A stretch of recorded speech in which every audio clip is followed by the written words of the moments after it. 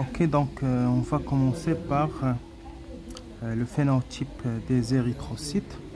Ok, donc on va essayer d'expliquer qu'est-ce qu'on entend par le phénotype des hématies ou bien des globules rouges.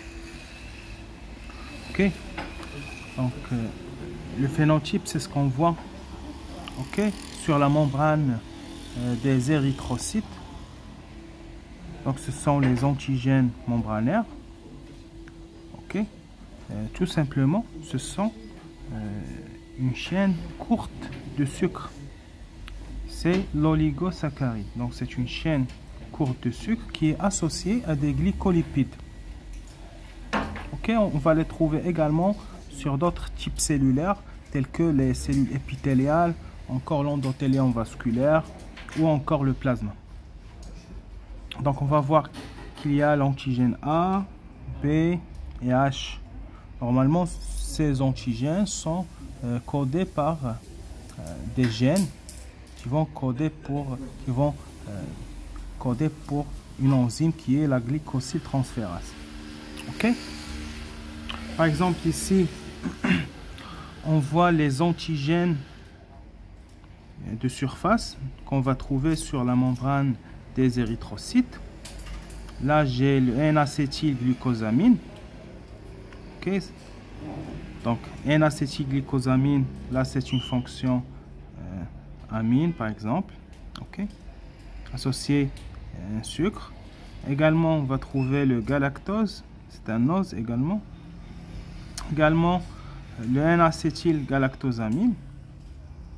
Ok, c'est du galactose avec une fonction amine avec un CH3 et L-fucose. Donc, il y a 4 antigènes. Okay. Pour le galactose, c'est l'antigène P. Galactosamine, c'est l'antigène A. Et L-fucose, c'est l'antigène H. Ok. Donc, normalement, sur la surface membranaire, on va trouver ces antigènes, soit A, soit B.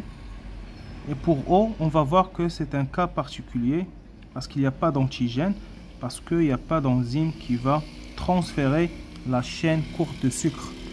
Ok. Donc faites attention. O, on dit que O est un donneur universel parce que il n'y a pas d'antigène sur la surface. Et du coup, pour les autres personnes qui vont recevoir le sang, il n'y a pas d'anticorps contre ces cellules, tout simplement. Ok. On va voir ça par la suite. Donc, pour le moment, il faut apprendre que O, il n'y a pas d'antigène sur la surface. Ok. Donc, par exemple, là, si on prend la personne A, ok, la personne A, il possède des anticorps B. Normalement, il a A, il ne va pas posséder des anticorps A parce que lui, il possède A.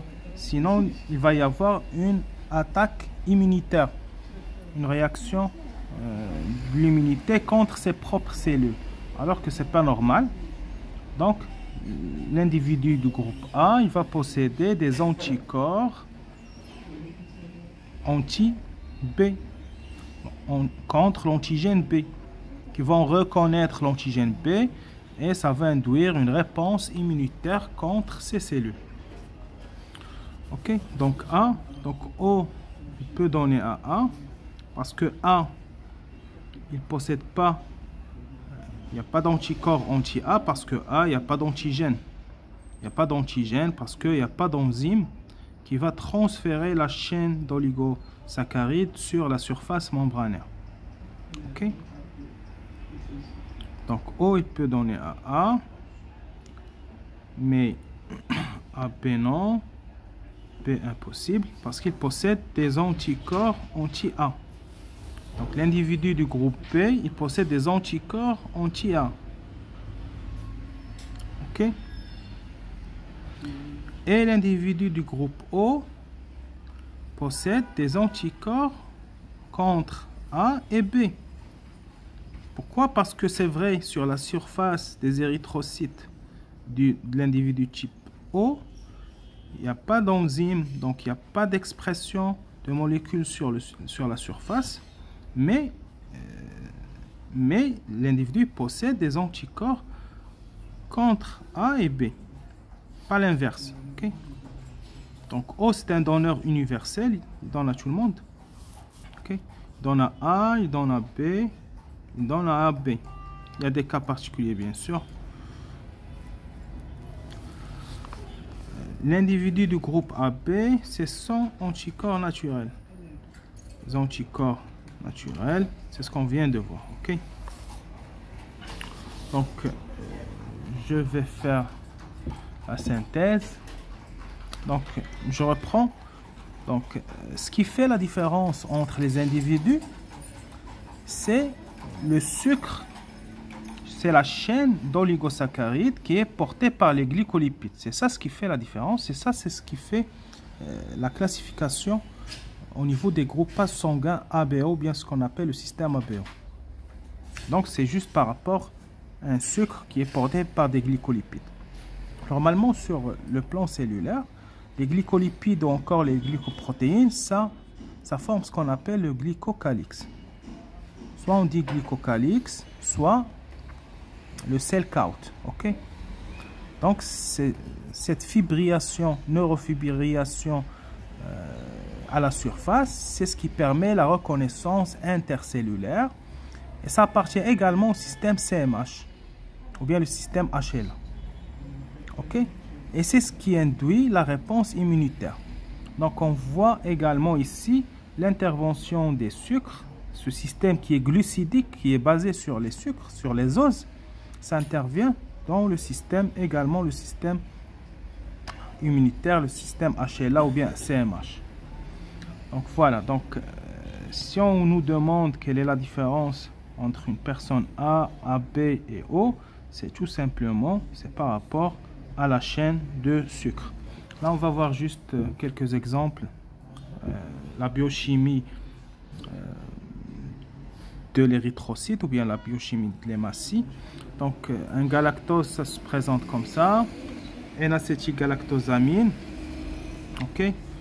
Donc on voit bien l'azote et un CH3 ici. Voilà. Donc la prochaine vidéo, on va traiter la génétique du groupage sanguin. Ok, on va essayer de comprendre comment se fait cette expression de gènes, des antigènes, quelle est la relation entre ces allèles. Ok, on va voir le système d'allèles et le système de transfusion qui n'est pas compatible, ce qu'on appelle les accidents transfusionnels. Voilà, merci.